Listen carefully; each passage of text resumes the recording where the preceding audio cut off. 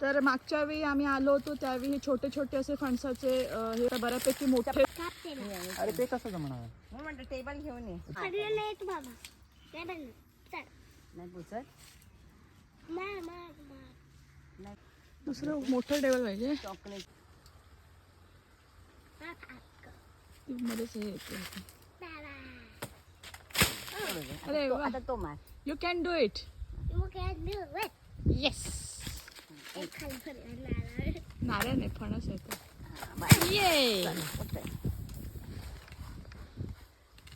शाबास. तिकडे ते नाही बस ते उद्या ते नंतर वरती वरती पण आहे ते नंतर थोडे मोठे होऊ दे वजन आहे. किती पुढे चल. डिंक आले तर पान लावूया. हो पान लावायचं.